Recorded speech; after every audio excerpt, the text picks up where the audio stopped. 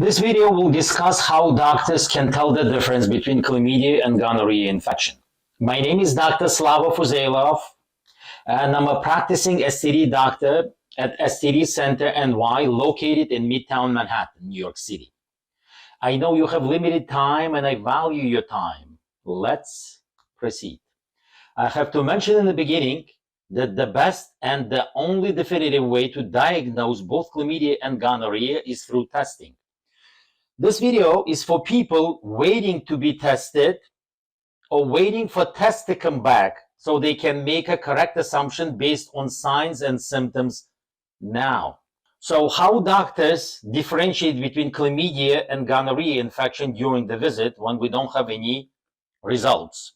We usually consider two things when differentiating between chlamydia and gonorrhea: a visual exam and the history of the symptoms. We will go into more details about each part later, but for now I can briefly say that visual exam is when we look at the infected area and check it for redness and swelling usually, and assess the discharge at the same time.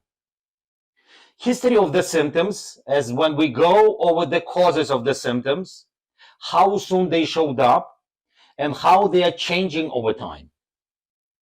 Before the test results are available, I can tell that 60% of the preliminary diagnosis comes from visual exam when we look and examine the area, and 40% come from the history.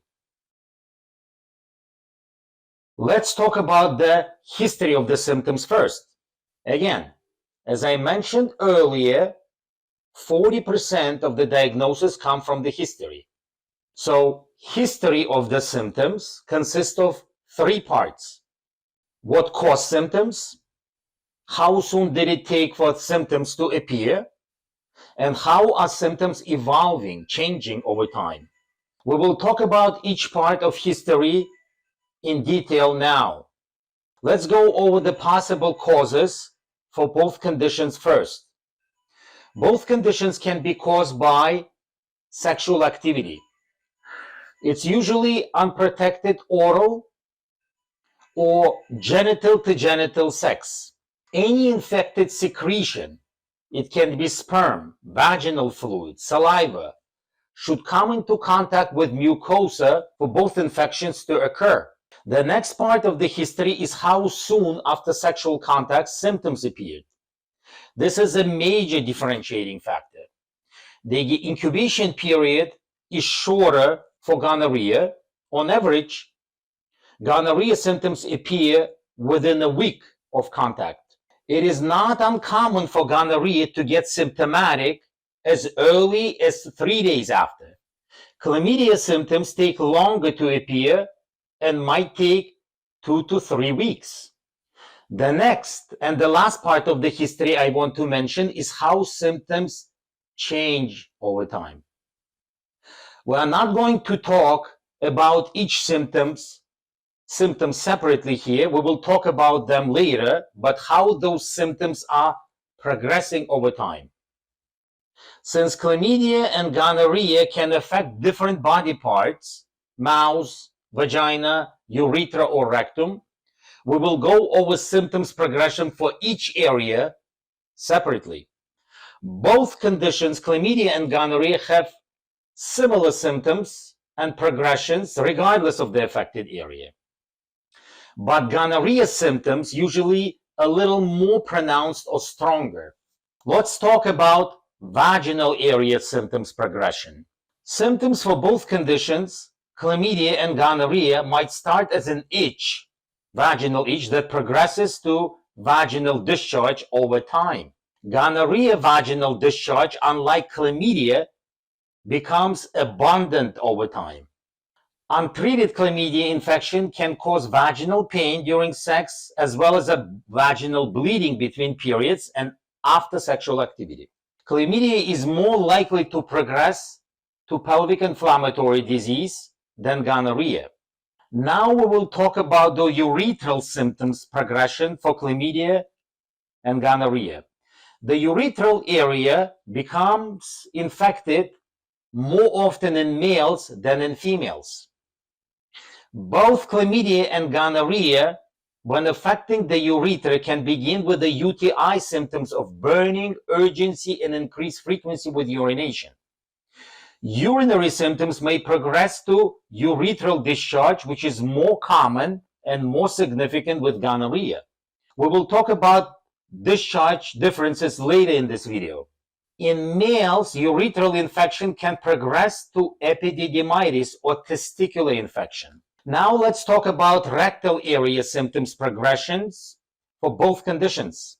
Both infections, chlamydia and gonorrhea, can start as an anal itch. Each might progress to watery discharge, cramping, and diarrhea.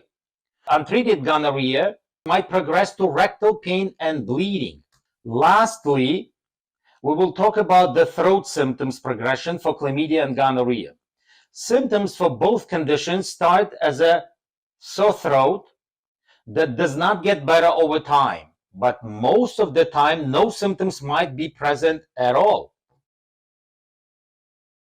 We just finished the history comparison for both conditions. Now let me compare the visual exam. Now let's compare the visual exam. Again, 60% of the preliminary diagnosis come from the visual exam of the affected areas and discharge. Before proceeding to the most important part of this video, I will take a moment to ask you for a favor. To support our channel by liking this video or by subscribing to our channel.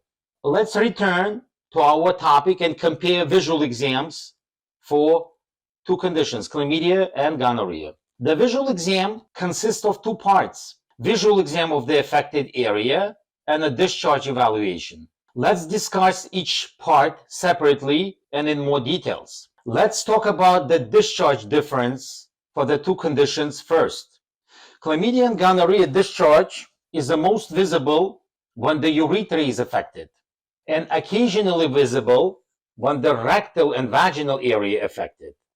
Chlamydia discharge is minimal and very little is produced. And if it is produced, it's very thin or watery, and the color is either white or colorless. The amount of chlamydia discharge is so small that the urethra must be squeezed for the discharge to be visible. Gonorrhea discharge is greenish, thick, and abundant.